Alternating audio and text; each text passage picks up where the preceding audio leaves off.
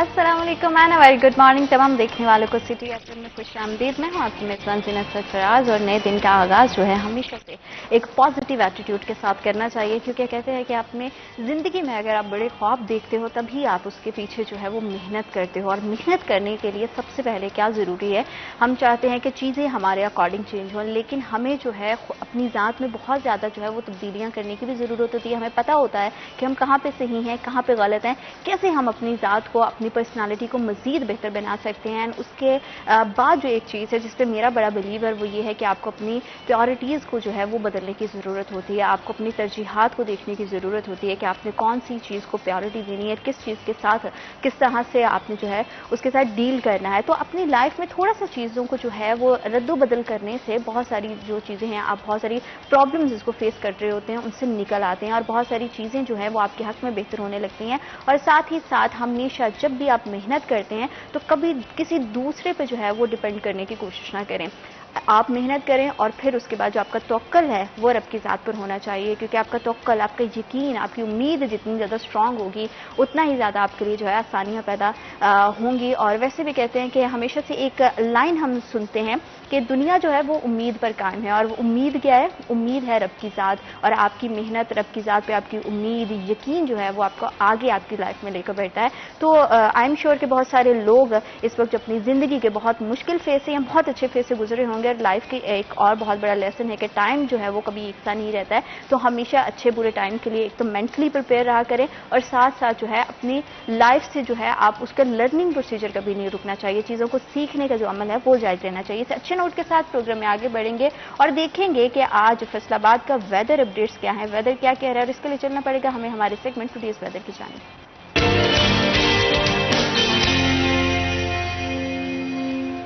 फैसलाबाद के वेदर पर अगर नजर डालें तो आज ज्यादा से ज्यादा टेंपरेचर 38 डिग्री सेंटीग्रेड रहेगा और कम से कम दर्जा हरारत 31 डिग्री सेंटीग्रेड रहेगा। और ताहाल जो है हमें बादल भी पूरे शहर पर छाए हुए दिखाई दे रहे हैं, लेकिन गर्मी की शिद्दत जो है वो कल से ज्यादा महसूस होने लगी है।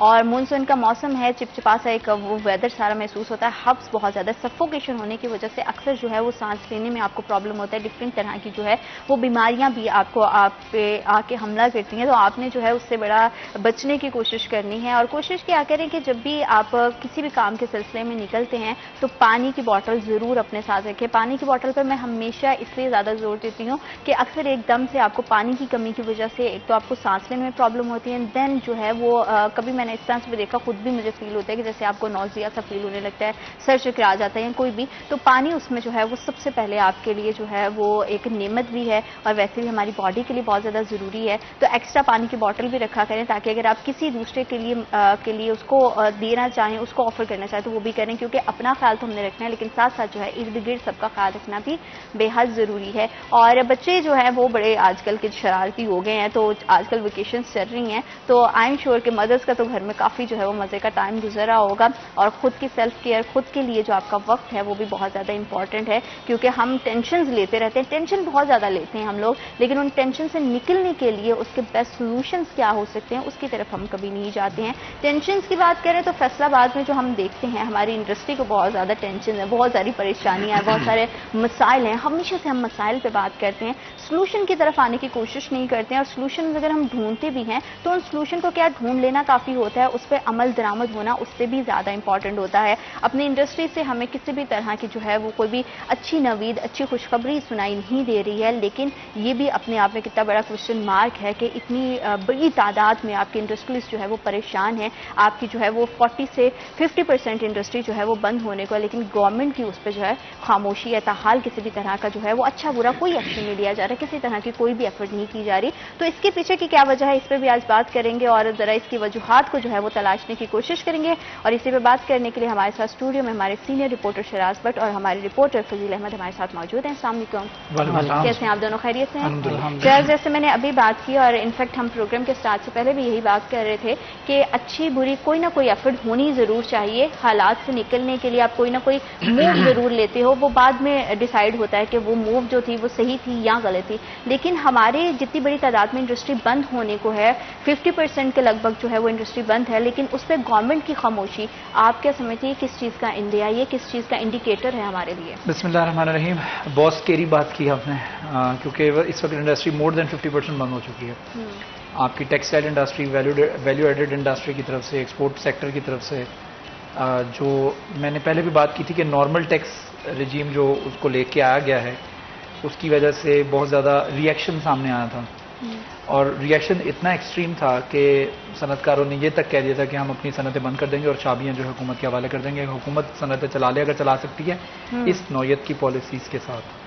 तो ये बड़ा खासा स्केरी बयान था और मुझे लग रहा था कि अब सनतकारों की तरफ से बड़ा एहतजाज होगा, प्रोटेस्ट होगा, लोग सड़कों पर निकल आएंगे, जलाओ घिराव होगा और इस तरह से। लेकिन कुछ भी नहीं हुआ।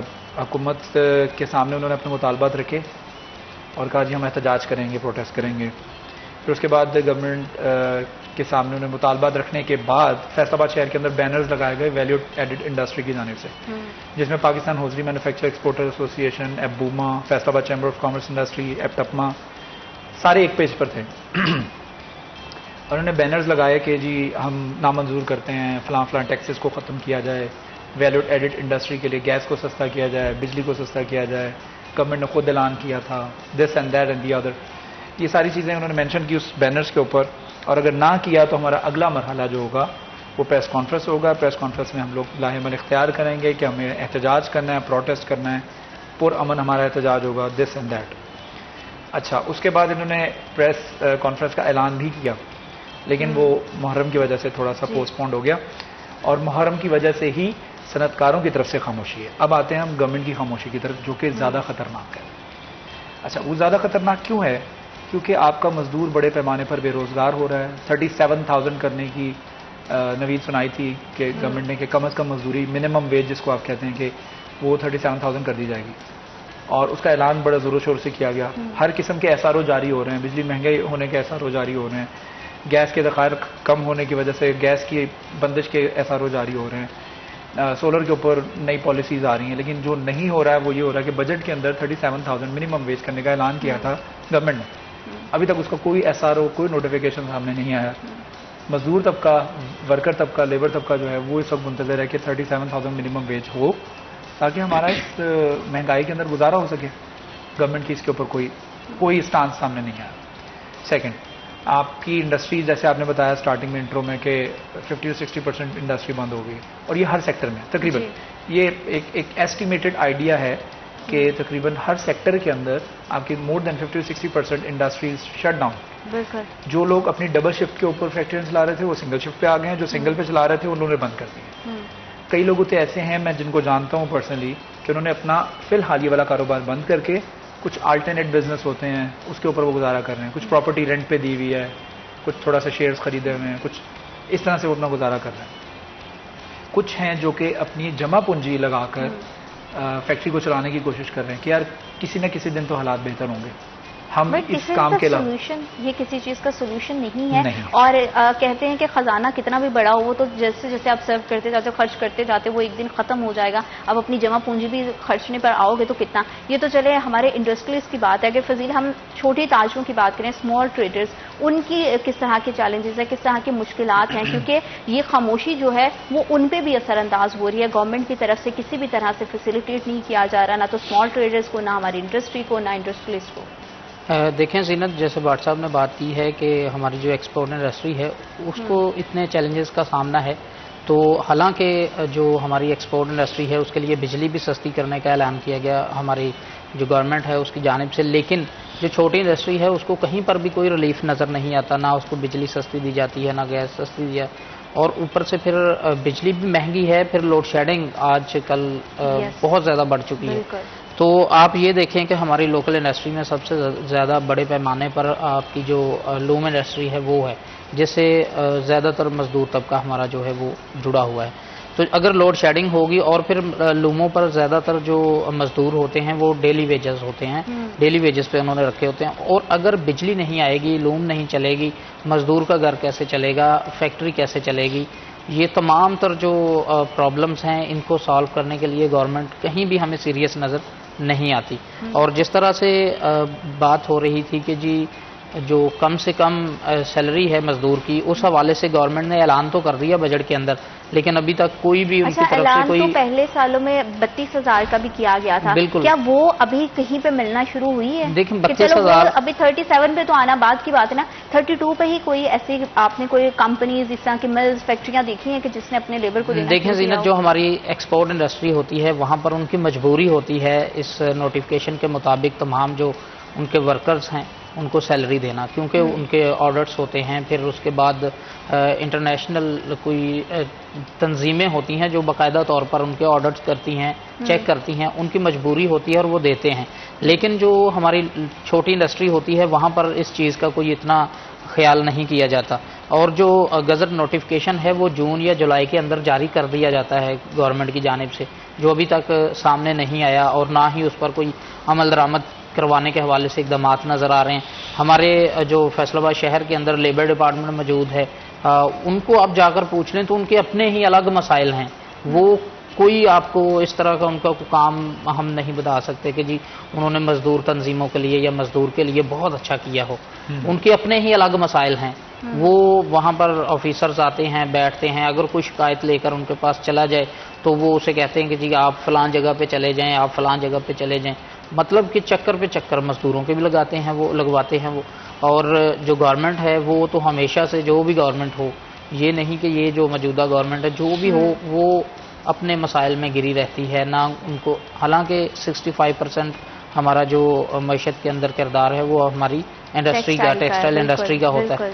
और आप फिर भी सीरियस ना हों इंडस्ट्री के हवाले से तो फिर इसका मकसद यही है कि आपको किसी चीज़ की परवाह नहीं है, आपको सिर्फ अपने ओहदों की परवाह है, अपनी सीट्स की परवाह है, इसके अलावा आप कुछ नहीं चाहते। अच्छा, एक इंडस्ट्री से हमारा 60% तक जो है वो एक्सपोर्ट जुड़ी हुई है। एक्सपोर्ट हमारी ना होने के बराबर है, बहुत कम होगी। इंपोर्ट जो है वो इनफैक्ट जो है वो बड़ी है। तो हम किस तरह से ये क्लेम कर सकते हैं कि हम रेवेन्यू जो है वो सूबे से ही जनरेट करेंगे एंड देन जो है हम अपनी इकोनॉमी को बेहतर करेंगे, स्टेबिलिटी लेकर आएंगे, हमारी एक्सपोर्ट तो हम बेहतर बना नहीं सके। और 60% मतलब 100% में से अगर बात करें तो आधे से ज्यादा जो है वो आपकी इंडस्ट्री टेक्सटाइल के साथ मुंसलिक है। यहाँ से एक्सपोर्ट उसकी मतलब होती है, आपकी एक्सपोर्ट में इतना उसका बड़ा जो है वो हिस्सा है। और उसके बावजूद गवर्नमेंट की खामोशी जो है ये समझ से बाहर है। गवर्नमेंट किस चीज का इंतजार कर रही है?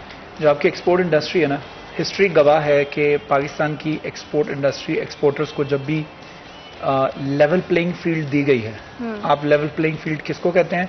आप कहते हैं कि बिजली सस्ती हो, गैस सस्ती हो और हमारा कंड्यूसिव एनवायरनमेंट हो, हमारे जो रिबेट्स और रिफंड्स जो हैं वो टाइम पे हमें मिलें, ये होता है कंड्यूसिव एनवायरनमेंट। आपके लिए अगर लेवल प्लेइंग फील्ड हो, एक्सपोर्टर्स ने हमेशा परफॉर्म करके दिखाया। आपकी एक्सपोर्ट बेहतर होगी तो आपको रोजगार के मौके मिलेंगे। मैं यही से आपकी बात को कंटिन्यू करूंगी कि किस तरह से अगर हम अपने एक्सपोर्टर्स को जो है वो अगर उनको फैसिलिटेट करें तो फिर हमारी एक्सपोर्ट में किस तरह से जो है वो तब्दीली आएगी और जितना नुकसान और जितना खसारा अभी तक हमने बर्दाश्त किया है क्या हम उससे निकल पाएंगे और कितना वक्त हमें इस पर लगेगा, इसी वाले से बात करेंगे। लेकिन वक्त छोटी सी ब्रेक का, will be right back after a short break.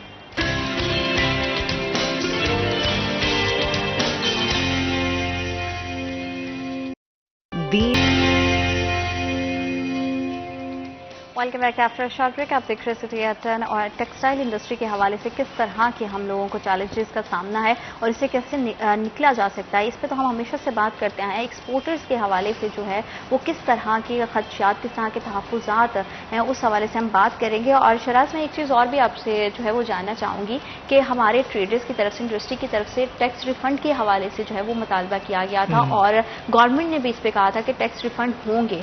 वो मामला कहाँ तक पहुँचा?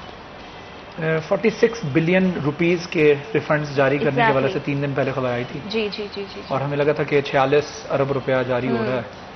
और ये कोई गवर्नमेंट की तरफ से एहसान नहीं होता, ये गवर्नमेंट के पास एक्सपोर्टर्स का, कारोबारी हजरात का पैसा, उनका वर्किंग कैपिटल मौजूद होता है, तो स्टकअप हुआ होता है और government is suppose to release that fund on the daily basis, like और एक जो कॉन्टिन्यूस बेसिस, लेकिन वो स्टकअप हो जाता है। अब वो कैपिटल जब आपका स्टकअप हो जाएगा, मुझे पता है कि ये पैसे सर्कुलेट होकर मेरे पास दोबारा आने हैं, तो I am going to reinvest that money. लेकिन वो पैसे जब सर्कुलेट करके वापस नहीं आते हैं तो वो पैसा जब स्टक हो जाता है, तो एक तरफ तो आप बिजली और गैस के महंगे होने का बोझ उठाए हुए हो अपने कंधे के ऊपर, और दूसरी तरफ आपको ये स्टकअप होने की वजह से आपकी इन्वेस्टमेंट रुक जाती है, प्रॉब्लम ये होती है। तो और दूसरी तरफ अगर मैं ये बात कर रहा हूँ कि कोई एहसान नहीं है, दूसरी तरफ भी अगर गवर्नमेंट से एक्सपोर्टर्स कह रहे हैं कि बिजली सस्ती करें तो वो कोई एहसान नहीं मांग रहे हैं। आप बांग्लादेश देखें, आप वियतनाम देखें, आप इंडिया देखें, आप चाइना देखें, यू नेम इट, आपके रीजन के अंदर जो भी कंट्री आप जहां पर भी हाथ रखते हैं ना, उनकी बिजली हमसे सस्ती है, हम सबसे महंगे हैं। सब आप किस तरह वायबल रहेंगे पूरे रीजन के अंदर? आप रह नहीं सकते हैं। एक चीज जो बांग्लादेश आपको 5 रुपए में बना के दे रहा है, आप वही चीज 10 रुपए में बना के दे रहे हैं। इज दैट पॉसिबल कि आपका इंटरनेशनल कस्टमर जो है वो आपके पास नहीं आएगा या बांग्लादेश के पास आएगा? वो कहेगा बांग्लादेश से मुझे सस्ती मिल रही है चीज। अच्छा, फिर एक्सपोर्टर्स क्या करते हैं? वो कहते हैं अच्छा जी हम आपको बांग्लादेश इतनी प्राइस कर देते हैं, फिर अपना प्रॉफिट मार्जिन कम करते हैं, तो उसके करीब करीब प्राइस करके this is how they're working right now. जैसे आप कहते हैं कोई गुजर बसर हो रहा है। अच्छा, एक्सपोर्टर्स के लिए गवर्नमेंट की तरफ से जो बयान है वो ये है कि exporters are doing very well, ये बड़ा अच्छा पैसा कमा रहे हैं, बड़ा पैसा इन्होंने बना लिया है। इनके बैंकों की ट्रांजैक्शन से पता लगता है, इनके एलसी खुलवाने के से पता लगता है कितना पैसा कमा रहे हैं, किस किस मुल्क को एक्सपोर्ट कर रहे हैं। अगर एक्सपोर्टर्स सॉरी अगर एक्सपोर्टर्स पैसा कमा रहे हैं तो एक्सपोर्टर्स कम क्यों हो रहे हैं मुल्क में? It's a big question. आपके पिछले 2 साल के अंदर एक्सपोर्टर्स कम हुए हैं, कोविड के बाद से एक्सपोर्टर्स कम होना शुरू हुए हैं। नई एक्सपोर्ट इंडस्ट्री कोई नहीं लगी। सिक यूनिट्स जिसे आप बोलते हैं, बीमार पड़े हुए यूनिट्स हैं, उनकी बहाली आज तक नहीं हुई है। नए स्टार्टअप्स नहीं आ रहे हैं, नए कारोबार नहीं हो रहे हैं, बल्कि आपके जून के अंदर, क्योंकि ये माली साल की शुरुआत होती है जून जुलाई, और हमें खबरों से ज्यादा सीवी मिलते हैं कि हमें जॉब लगवा दें। इस बार बिल्कुल नहीं है, इस दफा सीवीज मिल रहे हैं लेकिन नौकरियां कहीं नहीं हो रही। हाँ, वही ना। किसी भी इंडस्ट्री के एचआर में जाके आप सीवी दो कि ये बंदा रख लें, वो कहते हैं जी हमारे पास जगह नहीं है। जगह नहीं है। क्यों? क्योंकि industry is not doing well. अब ये लम्हा फिक्रिया ये नहीं है कि ये हालात बुरे हैं और ये हो रहा है और ये हो रहा है। लम्हा फिक्रिया ये है कि गवर्नमेंट खामोश है। जो गवर्नमेंट खामोश है ना, बहुत बड़ा क्वेश्चन मार्क है। ये एक तूफान का अंदेशा। आई एम टेलिंग यू कि आने वाले दिनों में अगर गवर्नमेंट की तरफ से कोई बयान जारी नहीं होता है, मुझे खदशा है 2 चीजें हो सकती हैं। एक चीज ये कि या तो इंडस्ट्रियलिस्ट के पास ये ऑप्शन होगा कि वो सड़कों पर आ जाए, जो कि नहीं आ सकता, क्योंकि उससे भी मसाइल हल नहीं होते हैं। जो सेकंड ऑप्शन उसके पास क्या बचेगा? वो अपनी इंडस्ट्री उठाएगा, वो वियतनाम चला जाएगा, वो यू नेम इट, कहीं भी चला जाएगा, वो पाकिस्तान। इन दोनों सूरतों में पाकिस्तान का नुकसान ही नुकसान है। और वो इंडिविजुअली अपना तो शायद फायदा कर लेंगे अगर अपनी इंडस्ट्री उठाएंगे, दूसरे इंडस्ट्री जा रही अलग। हाँ। आपके 7 लाख नौजवान यहाँ से हिजरत कर चुके हैं। बिल्कुल बिल्कुल। और ये सिर्फ 2024 के हाफ में हुआ है। 6 महीने के अंदर 7 लाख नौजवानों का जाना यहाँ से, ये लम्हा फिक्री है। 1 लाख आपका इंजीनियर है पाकिस्तान के अंदर जो बेरोजगार बैठा हुआ है। कहाँ है हम लोग? This is something to lean on. हमें अब इसके ऊपर तवज्जो देने की जरूरत है। बिल्कुल। और सिर्फ सड़कें साफ करवा लेना और इस तरह की जो है वो प्रोजेक्ट स्टार्ट कर देना, आटा सस्ता कर देना, ये आटा सस्ता करने में भी हमारा एक पूरी की पूरी फील्ड है एग्रीकल्चर, उसको जो नुकसान पहुंचा वो भी हमारे सामने है। अच्छा फजील, जिस तरह से इंडस्ट्रियलिस्ट के पास जो है वो अल्टरनेट ऑप्शंस मौजूद हैं कि वो कोई और साइड बिजनेस करे किसी से, लेकिन जो छोटा ताजर है, जो छोटा कारोबार, स्मॉल स्केल जो ट्रेडर है, उसके पास कोई ऑप्शन मौजूद नहीं है, वो कैसे सर्वाइव करेगा? उसके पास क्या ऑप्शन रह जाएगा? अगर इंडस्ट्री चलेगी तो छोटा ताजर जो है, दुकानदार जो है, उसका कारोबार चलेगा। अगर इंडस्ट्री यहाँ से चली जाती है, दूसरे मुल्क में शिफ्ट हो जाते हैं, वो जैसे बाट साहब कह रहे थे कि बहुत सारे एक्सपोर्टर्स जो हैं वो कम हो चुके हैं पाकिस्तान के अंदर, तो इससे सिर्फ छोटे ताजर का कारोबार जो है वो भी मुतासर नहीं होगा, बल्कि जो हज़ारों की तादाद में एक इंडस्ट्री के साथ मुंसलिक जॉब होल्डर्स हैं वो भी बेरोजगार होंगे। बिल्कुल बिल्कुल। और जो गवर्नमेंट की खामोशी है वो समझ में नहीं आ रही कि आखिर क्यों खामोश है गवर्नमेंट। एक तो हमेशा से जो एक्सपोर्टर्स हैं, इंडस्ट्रियलिस्ट हैं, उनके मुतालबात ये रहे हैं कि आप लॉन्ग टर्म पॉलिसीज़ दें हमें, शॉर्ट टर्म पॉलिसीज़ से वो उनका इंटरनेशनल मार्केट के अंदर जाकर जो रेट्स हैं वो तय करना बहुत मुश्किल होता है। अगर लॉन्ग टर्म पॉलिसीज़ होंगी तो वो फिर अपनी इंटरनेशनल मार्केट्स के अंदर प्रोडक्ट्स जो हैं उनको बेचने में उनको आसानी होगी। जैसे बांग्लादेश का जिक्र किया बाट साहब ने कि बांग्लादेश एक चीज़ 5 रुपए में दे रहा है, वही चीज़ पाकिस्तानी जो एक्सपोर्टर्स हैं वो 10 रुपए में इंटरनेशनल मार्केट के अंदर लेकर जाते हैं। तो बांग्लादेश को बिजली सस्ती मिल रही है, गैस सस्ती मिल रही है, उनको फिर एक दोस्ताना माहौल गवर्नमेंट की जानिब से दिया जाता है कि आप खुलकर कारोबार करें। तो आपको जब बिजली भी महंगी मिलेगी, गैस महंगी मिलेगी, टैक्सेस का भार होंगे आपके ऊपर, तो फिर इंटरनेशनल मार्केट के अंदर compete करना आपके लिए आसान नहीं होगा। और फिर एक्सपोर्टर्स जो हैं उनकी आप ट्रांजैक्शंस देखते हैं, एलसीज देखते हैं, वो आप देखकर तो उनको फिर ये ब्लैकमेल करने वाली बात है ना कि आप कारोबार ना करें, हम आपके ये बैंक अकाउंट्स खोल लेंगे, एलसी से आपका देखेंगे आप कितना पैसा कमा रहे हैं। वो इस मुल्क के लिए एक्सपोर्ट कर रहा है, इस मुल्क को वो ज़र मुबादला लेकर आ रहा है मुल्क के अंदर, उसको आप ऐसा माहौल दें कि उसकी हौसला अफजाई हो, ना कि उसकी हौसला शिकनी हो। हाँ। और जैसे आपने आटे की बात की है, गवर्नमेंट ने आटा सस्ता किया है, 800 रुपये। वज़ीर आला जो हमारी पंजाब की हैं मरियम नवाज साहिबा, उन्होंने नोटिफिकेशन जारी किया अभी 2 दिन पहले कि 800 रुपये का 10 किलो का थैला मिलेगा। ओपन मार्केट के अंदर आप जाकर देख लें, 15 किलो का आटे का थैला 1550 रुपए का हो चुका है। ये भी और फिर अफसोस है कि और फिर एक और खबर आ रही है, गवर्नमेंट रेट उस पर भी नहीं ला पा रहे हैं ना, बिल्कुल नहीं ला पा रहे। और ये देखें कि किसान से पहले आपने सस्ती गंदम खरीदी, आपने पहले किसान का इस्तेसाल किया, उसके बाद ये माफिया के हाथों में जब गई है गंदम, तो उन्होंने स्टोर करना शुरू कर दी, आटा महंगा होना शुरू हो गया। अब एक और खबर ये आ रही है कि जो फ्लोर मिल्स मालकान हैं उन्होंने आटे की सप्लाई देने से इनकार कर दिया है। कल से ये खबर आ रही है कि जी फ्लोर मिल्स मालकान आटा मार्केट के अंदर नहीं देंगे। तो आपकी रेट कहाँ है? आप दूसरी लोगों को तो बातें करते थे कि जी इनकी कोई रेट नहीं है गवर्नमेंट की, तो आपकी रेट कहाँ? आप तो तजर्बाकार हैं, आपके अपने वर्कर्स आपसे नाराज हैं, जो एकदम ये महंगाई का दोबारा से तूफान आ रहा है इस वजह से। और फजील, ये गंदम के हवाले से जो सारी चीजें हुई हैं, ये आगे चल के हमारी कपास पे, गन्ने और मकई, इनकी फसल पे और इनकी जो है प्रोडक्शन के हवाले से भी जो है वो इम्पैक्ट डालेंगी, क्योंकि इसमें भी हमें प्रॉब्लम फेस करना पड़ेगा। किसान का पहला ही नुकसान पूरा नहीं हुआ, वो किस तरह से अगली फसलों के हवाले से करेगा, तो ये भी एक बड़ी चीज है जिसकी वजह से महंगाई और मुझे लगता है बढ़ेगी। देखें, जो गन्ने की कीमत है वो इस दफा सुनने में आ रहा है कि बहुत कम दी जाएगी किसान को। तो एक तो पहले गंदम में नुकसान हुआ किसान का, देखें जो बड़ा जिम्मेदार है उसको नुकसान नहीं हुआ, जो 8-10 एकड़ या फिर 15 एकड़ में काश्तकारी करता है उसको तो नुकसान ही नुकसान है। उसने इतनी महंगी खादें, उसके बाद फिर डीजल पे ट्यूबवेल चलाकर ज़मीनों को पानी दिया, आपका नहरी निज़ाम भी इतना अच्छा नहीं कि आप किसान को नहरी पानी ही अच्छे तरीके से दे सकें कि वो अपनी फसलों को वो पानी जो है वो उससे लगा सके उनको। तो आपको देखना हर चीज़ को गवर्नमेंट का हक बनता है कि वो देखे, उसके बाद उसके नर्क तय हों। आपने 2300, 2400, 2500, 2600 इससे ज़्यादा गंदम नहीं किसान ने सेल की, और वो भी मजबूरी होती है उसकी कि पूरा साल उसने मेहनत की है, फिर पूरा साल वो देखता है कि मैंने ये फसल जब बेचनी है तो इसके बाद कोई किसी की अपनी बेटी की बेटे की शादी करनी या फिर और कोई मामलात उसने अपने चलाने कारोबार से आपका लाइफ सर्कल भी चलता है ना। अगर गन्ने के अंदर भी आपने किसान को इस तरह ही कीमत दी तो मुझे ये डर है कि आइंदा किसान जो हैं वो भी ये फसलें सिर्फ अपनी ज़रूरत की उगाएंगे और इसके अलावा वो उगाना छोड़ देंगे, क्योंकि उनको नुकसान होता है। इतनी महंगी खाद, आप यूरिया का रेट्स देख लें कि और डीएपी देख लें, 20-20 हज़ार, 25-25 हज़ार की बोरी किसान ने ख़रीदी है और फिर अपनी फसलों को उसने वो खाद, यूरिया और डीएपी जो है वो डाली है अपने खेतों के अंदर। तो आपकी तो वो सिर्फ जो गंदम की कीमत आपने तय की थी उसमें भी नहीं आप खरीद पाए किसान से।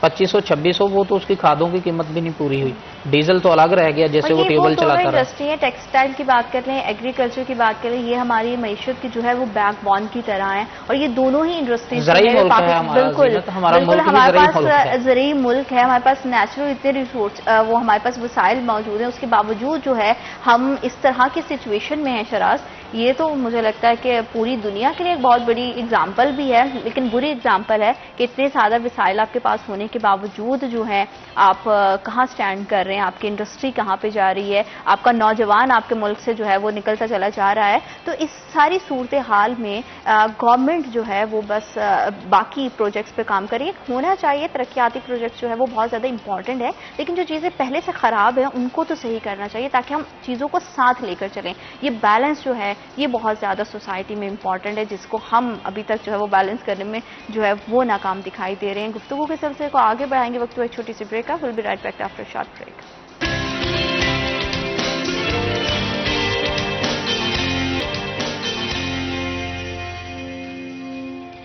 Welcome back after short break. आप देख रहे हैं सिटी एस10 और किस तरह से जो है हम अपनी इंडस्ट्री को बढ़ा सकते हैं, उसको परवान चढ़ा सकते हैं, उसको फरोग दे सकते हैं और इसमें हमारी गवर्नमेंट का किरदार होना चाहिए, इस हवाले से हम बात कर रहे थे। शराज, अगर हम बात करें ऑर्डर्स के हवाले से तो पाकिस्तानी एम्बेसडर्स जो बाहर के ममालिक में मौजूद हैं वो इसमें कितना अहम किरदार अदा कर सकते हैं? देखिए, वो अहम किरदार अदा कर तो रहे हैं और उनकी तरफ से, लेकिन still it depends on the policy of the government. Government की पॉलिसीज जो हैं वो अगर रिस्ट्रिक्ट होंगी तो they won't be able to do anything, because government ने ही डिसाइड करना है कि एक्सपोर्टर्स को हमने किस तरह से लेके चलना है। पूरी दुनिया में अगर आप देखें तो एक्सपोर्ट इंडस्ट्री को इतना ज़्यादा फैसिलिटेट किया जाता है एस बेसिस के ऊपर कि आपके मुल्क के अंदर अगर इमरजेंसी भी नाफिज हो जाए ना तो आपके एक्सपोर्टर्स के लिए फास्ट, उसको बोला जाता है एक्सपोर्ट फास्ट ट्रैक इंडस्ट्री, यानी कि वो फास्ट ट्रैक पे रहती है, वो मुतासिर नहीं होती। आपका पूरा मुल्क जैम हो जाता है, कर्फ्यू लग जाता है, एक्सपोर्ट के कंटेनर्स नहीं रुक सकते, जैसे एम्बुलेंस नहीं रुकती जी जी जी, उसके लिए एक स्पेशल ट्रैक होता है, वैसे एक्सपोर्टर्स के लिए ट्रैक होता है और ये पूरी दुनिया में रूल है। आपके यहाँ एक्सट्रीम ऑपोजिट है। कैसे? आपके यहाँ कोई एहतजाज होता है, एक्सपोर्टर से कंटेनर ले लिया जाता है, एक कंटेनर दे दें जरा, हमने रास्ते बंद रोक।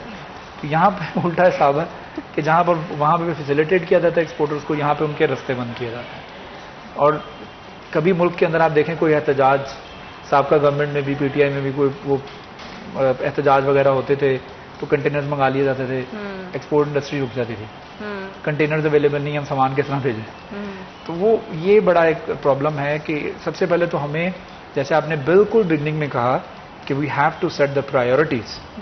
हमारी प्रायोरिटी नहीं है एक्सपोर्ट इंडस्ट्री, गवर्नमेंट की प्रायोरिटी नहीं है। गवर्नमेंट की प्रायोरिटी है प्रोजेक्ट्स, मोटरवे, मेट्रो, फलां, और ये लैपटॉप दे दें, टैक्सियां दे दें, फलां कर दें, रोजगार प्रोग्राम। ये ज़रूरी नहीं है। रसूलुल्लाह सल्लल्लाहु अलैहि वसल्लम के पास एक शख्स आया, उसने जब आपसे आके सवाल किया कि मैं बेरोजगार हूँ, आपने उसको कुल्हाड़ी पकड़ा दी। Instead of giving him some money और कि जाओ भी अपना खाने का बंदोबस्त कर लो, आपने कुल्हाड़ी की बनाई पकड़ाई कि काम करो, रोजगार दे दिया, जो ये तुम्हें मैंने इक्विपमेंट दे दिया, तुम काम करो। तो गवर्नमेंट को हमारी जो यूथ है, जो कि मोर देन 60% है, इसको इक्विप्ड करना होगा। आपकी यूथ इक्विप्ड कैसे होगी? सिर्फ वो अपने पैसों से 25-30 लाख रुपए के इंजीनियर्स बन के क्या मेंटली रिटार्टेड और वो फ्रस्ट्रेटेड हो रहे होंगे वो इंजीनियर जो 25 से 30 लाख रुपए अपनी एक डिग्री के ऊपर लगाते हैं प्राइवेट कॉलेजेस से, और उसके बाद वो बेरोजगार बैठे हैं घर में। और अगर कोई काम कर रहा है तो वो 25 और 30 हजार पे कर रहा है। हाँ, वो और कितनी बड़ा ये मतलब मजाक है, इसको बात करते हुए ना मुझे दुख से ज्यादा हंसी आती है कि हम लोग आपके जो इन हाउस जॉब कर रहे होते हैं डॉक्टर्स, वो भी उनका यही हाल है। वो बेचारे 12-12 घंटे ड्यूटी कर रहे होते हैं और वो 20-20 और अभी शराज ये वाली चीज भी है इस सिनेरियो में आगे कि हम पे वर्क लोड हमने बढ़ा लिया है क्योंकि हमें ये खतरा है कि कहीं हमें जॉब से ना निकाल दिया जाए। देखिए, मैं एक बात बताऊं, आपकी इंडस्ट्री और एकेडेमिया लिंकेज भी नहीं है। जब इंडस्ट्री आपके एकेडेमिया के साथ लिंक्ड हो जाती है ना, आपके एजुकेशनल इंस्टीट्यूट्स के साथ, तो फिर इंडस्ट्री एजुकेशनल इंस्टीट्यूट्स को बताती है कि हमें इस तरह का टैलेंट चाहिए। हमें मैकेनिकल इंजीनियर्स चाहिए, आप जो है इलेक्ट्रिकल इंजीनियर्स बना रहे हैं दादा। अब हमारे यहाँ रुझान है, हम कहते हैं जी इंजीनियर्स की लाइन बहुत अच्छी है, यहाँ पे स्कोप बहुत अच्छा है, पैसा बड़ा है, चलो इंजीनियरिंग। डॉक्टर्स की स्कोप बड़ा अच्छा है, डॉक्टर्स। अब हम ब्लाइंडली चलते जा रहे हैं। अगर आप हैं, आपके पीछे फजील चल रहे हैं, फजील के पीछे मैं चल रही हूँ, मेरे पीछे और है, और आगे क्या किसको पता है क्या है। ऐसे ही खाई है ना तो एक नहीं गिरेगा, वो पूरी की पूरी जो है वो लेम्बो गिर जाएगी। और हमारे यहाँ इसी तरह से हो रहा है और ये बहुत बड़ा एक पॉइंट है जिसमें मैं पहले भी बात करती रही हूँ। और नेशनल टेक्सटाइल यूनिवर्सिटी के हवाले से कुछ दिन पहले हमारे पास गेस्ट आए थे तो उनकी बात मुझे अच्छी लगी थी कि वो अपनी इंडस्ट्री के साथ कहीं ना कहीं जुड़े हुए हैं। मतलब that person claimed कि हम जो है हमारा लास्ट सेमेस्टर में हर बच्चा जो है वो 50,000 से 60,000 कमा रहा है। मुझे नहीं पता इसमें कितनी सदाकत है कितनी नहीं, ये तो वो लोग बता सकते हैं। यूनिवर्सिटी के स्टूडेंट्स जो हैं वहाँ पर फैसलाबाद चैम्बर भी आते हैं, कुछ इंडस्ट्रीज के अंदर इंटर्नशिप्स भी करते हैं, मैंने देखा। लेकिन ये सारी चीजें हर यूनिवर्सिटी और इंडस्ट्री के दरमियान में होनी चाहिए ताकि हमें पता हो कि हम अपना जो प्रोडक्ट तैयार कर रहे हैं वो हमें कहाँ चाहिए, हमें हमारी इंडस्ट्री की रिक्वायरमेंट क्या है, नीड क्या है। जब हमारे अंदर इतनी ज़्यादा लैक ऑफ कम्युनिकेशन है, हमारे इदारे एक दूसरे से इतना ज़्यादा जो है वो डिस्टेंस है, तो किस तरह से हम चीज़ें बेहतर कर सकते हैं। ये रिस्पॉन्सिबिलिटीज चीज़ें तो हम खुद कर सकते हैं ना, छोटी छोटी एफर्ट्स तो खुद पुट कर सकते हैं। इसमें भी हमें गवर्नमेंट की उसमें ज़रूरत है। देखें, आज हम जो अपने एजुकेशन इंस्टीट्यूट्स में पढ़ा रहे हैं ना, 5 साल बाद वो ऑब्सोलेट है, वो हमें नहीं चाहिए। इतनी जल्दी जो है वो दौर बदल रहा है, चेंजिंग्स आ रही हैं कि हमें एडवांस होना होगा। अब दुनिया एडवांस हो रही है, 4th generation, artificial intelligence and all that, दुनिया कर रही है इसके ऊपर काम। हम कहाँ बैठे हैं, हम स्टिल वही जो है वो अपनी स्टीरियोटाइप पोएम्स हमारे वो पढ़ाई जाती हैं 9वीं 10वीं में, वही सब कुछ चल रहा है, वही मिस्टर चिप्स पढ़ रहे हैं और वही सब कुछ। Come on, you have to change the course, you have to change, you have to navigate के कहाँ पे प्रॉब्लम्स हैं। हमें अपना नसाब, अपना करिकुलम चेंज करना होगा, otherwise we wouldn't be able to compete with the other countries. बिल्कुल इसी तरह से, और कम्पीट करने के लिए आपके पास कुछ होना चाहिए। और हमारे पास फजील इस टाइम पे हम खाली हाथ खड़े हैं, खाली हाथ हम जंग लड़ते जा रहे हैं, हमारे सोल्जर्स के पास कोई हथियार नहीं है, तो किस तरह से हम जंग जो है वो जीत सकते हैं। देखें जीनत, जिस तरह बात हो रही थी कि इंडस्ट्री का और इंस्टीट्यूट्स जो है वो आपस में लिंकेज होना चाहिए उनका, तो ये कहीं ना कहीं जो नेशनल टेक्सटाइल यूनिवर्सिटी है वो जुड़ी हुई है हमारी इंडस्ट्री के साथ, वो आपस में राब्ते में है। लेकिन आप ये देखें कि आपकी जो गवर्नमेंट है, आपके कितने मुल्क के अंदर मेडिकल कॉलेजेस हैं जो गवर्नमेंट के अंडर हैं, और तो हर मैं साल आपकी बात को यहीं से कंटिन्यू करूंगी और हम बात करेंगे कि किस तरह से हमारे जो आपस के इदारों के जो ताल्लुकात हैं, अगर वो हम एक दूसरे के साथ कनेक्टेड होंगे तो कितना फायदा हमें हो सकता है। लेकिन राइट आफ्टर दिस ब्रेक।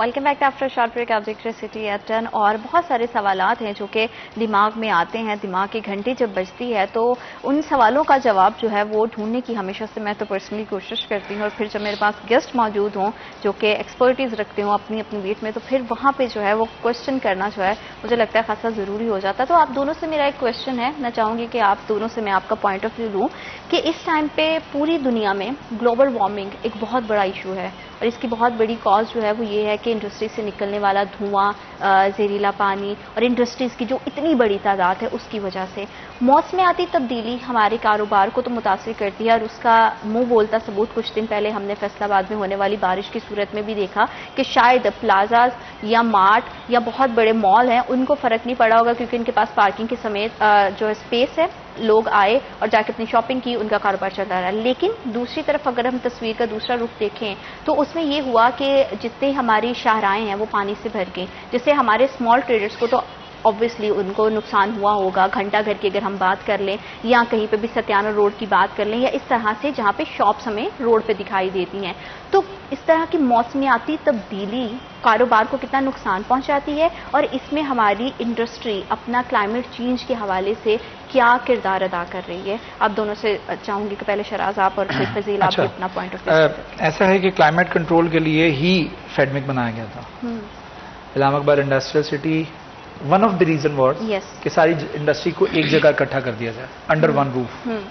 सो इसका फायदा क्या होगा कि जो इंडस्ट्री रिहायशी इलाकों के अंदर है वो वहां से खत्म होगी। आपके पास 10 साल है, आप अपनी इंडस्ट्री को यहाँ से मूव करके फेडमिक में ले जाएं, इस्लामाबाद इंडस्ट्री में ले जाएं। वहाँ आपको टैक्स छूट दी जा रही है, 10 साल की टैक्स हॉलीडे है, आपके ऊपर फ्लाफला टैक्सेस भी नहीं होंगे, आपको एक डेडिकेटेड पुलिस स्टेशन भी दे दिया जाएगा, आपके रोड्स भी खुले हैं और आप सब के सब एक जगह पे इकट्ठे होंगे। The reason behind that was this, intention behind. अच्छा, उसके बाद फिर उस फेडमिक के अंदर ही इतने प्रॉब्लम्स पैदा कर दिया गया, इतना क्यास हो गया, इतनी चीज़ें इंटरटॉइन हो गई कि अब वहाँ पर इंडस्ट्रियलिस्ट जो है वो अब कहता है कि मेरा प्लॉट पड़ा हुआ है, किसी ने लेना है, आप मेरे से प्लॉट वापस ले लो, मैंने जितने पैसे खर्चे थे उन्हीं पैसों में वापस ले लो मेरे से, मुझे प्लॉट नहीं चाहिए। और उसके पीछे रीज़न क्या है? उसके पीछे रीज़न ये है कि गवर्नमेंट की तरफ से बहुत ज़्यादा स्ट्रिक्टनेस हो गई हुई है। वहाँ पर हल्का सा, जिस आप अभी बता रही हैं धुएं की बात की है कि फैक्ट्री हल्का सा कोई धुआं छोड़ती है तो वहाँ पर जी आपने उस दिन फलां डेट को इतना सा धुआं छोड़ा था, आपकी इंडस्ट्री जो है ना हम सील कर रहे हैं। आप देखो, खुदा का नाम है, आपने इंडस्ट्री हमारी मूव इस वजह से उस डेडिकेटेड एरिया में की थी कि यहाँ पे तुम धुआं छोड़ो। ये तो बड़ी इंडस्ट्री की बात हो गई। मैं थोड़ा सा पहले फजील से जानना चाहूंगी कि फजील, उस दिन सैटरडे के दिन जो सारी पूरी सूरत थी हफ्ते के रोज, उससे हमारे छोटे ताजर के कारोबार को कितना नुकसान हुआ, और आपने बाजार की क्या सूरत हाल देखी? फिर हम इसको क्लाइमेट चेंज को उसके साथ मैं जरूर चाहूंगी कि हम कनेक्ट करें कि इसमें गवर्नमेंट ने रोक दिया, गवर्नमेंट की तरफ से बहुत स्ट्रिक्टनेस है, ये सारी चीजें तो हमेशा से चलती आती है। ये क्या सोल्यूशन है, इसका कोई हल हमें कोई मुस्तकबिल में इसकी कोई मुस्तकिल कोई हल दिखाई देगा या नहीं? देखें जीनत, जो छोटे ताजरों का आप पूछना चाह रही हैं कि जब बारिश के बाद जो सूरत हाल हुई, जैसे सड़कों पर पानी था, तो ये तो वासा की एक जिम्मेदारी है कि जैसे ही बारिश हो उससे पहले वो जो PDMA है उसके जाने से अलर्ट जारी किया जाता है। उस अलर्ट को मद्देनजर रखते हुए वासा ने अपने इंतजामात करने होते हैं, और वो तो वासा की नाअहली आप समझ लें कि पानी जो है वो घंटों सड़कों पे ऊपर मौजूद रहा। अभी भी आप तो उस दिन एस्टिमेटेड कितना नुकसान हुआ होगा अगर कारोबार के हवाले से हम देखें तो? देखें, आजकल के जो हालात हैं कारोबार को तो वैसे ही नुकसान में, बारिश हो ना हो, आपको तो मार्केट के अंदर गाहक नहीं, कोई भी गाहक दिखाई नहीं देता। मतलब हालात कुछ भी हो, सूरत हाल एक ही जैसी है, सूरत हाल एक जैसी है। बारिश आने के बाद सड़कों पे तूफान था, उससे पहले उनके कारोबार में तूफान था। जो आपने मौसमियाती तब्दीली की बात की है और फेडमिक की जैसे बात की भाट साहब ने, कि एक एरिया ही जो है वो सनतकारों को दिया गया था कि आप अपनी इंडस्ट्री यहाँ पर उठा के ले जाएं। आपने वहाँ पर भी जब कोई भी अपनी इंडस्ट्री लगानी है तो उसके अगेंस्ट आपने जब उसका NOC लेना है, सबसे पहला मरहला होता है ये, आपने उसका नक्शा पास करवाना। नक्शा पास करवाने के बाद जब फीस सबमिट हो जाती है तो फिर आपने NOC लेना होता है।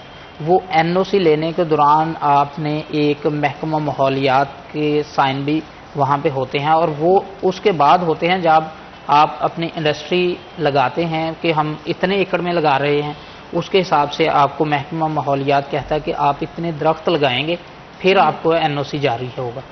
तो आप ये देखें कि इंडस्ट्री कितनी लग चुकी है फेडमिक के अंदर, और वहाँ पर आप जाकर इंडस्ट्री की तादाद को देख लें और फैसलाबाद के अंदर दरख्तों की तादाद को देख लें।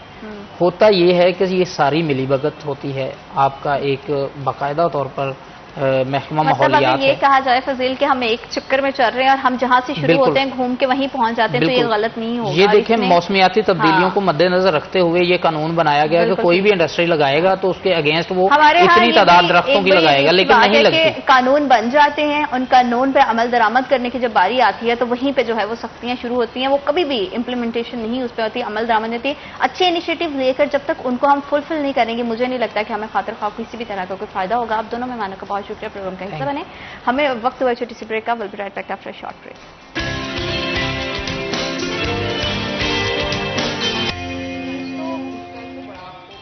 बड़ा अच्छा सेक्टर था, वो जो भारा है डबल टोन। और welcome back after short break. आप देख रहे हैं सिटी एट 10 और हम बात करेंगे कि किस तरह से हम अपनी स्किन को जो है वो ग्लोई बना सकते हैं, किस तरह से हम जो है वो मौसमी गर्मा में जो है वो अपने स्किन के हवाले से जो है वो हमारे ट्रीटमेंट्स लेने चाहिए। और साथ ही साथ एक इम्पॉर्टेंट चीज़ और भी बहुत ज़्यादा है कि टीनेज बच्चियाँ या हमारी बढ़ती हुई उम्र की जो खवातीन है वो टेंशन की वजह से बहुत ज़्यादा रिंकल, फ्रिकल्स, इस तरह की चीज़ों का जो है उनको सामना करना पड़ता है। तो आज के प्रोग्राम का जो मेन मकसद है वो यही है कि आप तक वो इन्फॉर्मेशन पहुंचाई जाए जिससे आप अपनी पर्सनालिटी को ग्रूम कर सकें और जो है अपने बालों का, अपनी स्किन का जो है अच्छे से ख्याल रख सकें। क्योंकि मॉनसून का जो मौसम है, मॉनसून में जो है वो हेयर फॉल बहुत ज़्यादा होता है। मेरी जो पर्सनली इश्यूज हैं उसमें यह है कि अगर मैं अपने फेस पे कुछ लगाती हूँ तो एकदम से एक्नी होने का बहुत ज़्यादा चांस होता है, उसके बाद जो है वो आपका हेयर फॉल बहुत ज़्यादा होने लग जाता है। तो हम कोशिश करेंगे कि आज के सेशन में जो है स्किन केयर से रिलेटेड और अपने हेयर केयर से रिलेटेड और डिफरेंट तरह के जो मार्केट में हमें ट्रीटमेंट्स दिखाई देते हैं, जिसमें हाइड्रा फेशियल आ जाता है, लेजर ट्रीटमेंट आ जाता है,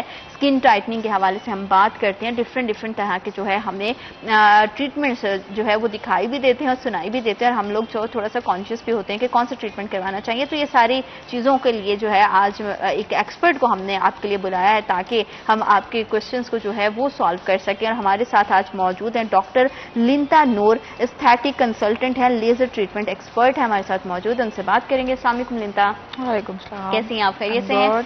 लिंता, स्किन का मसला जो है वो तो हर मौसम में रहता है और हर पूरा साल जो है खवातीन इसको लेकर बड़ा कॉन्शियस होती हैं।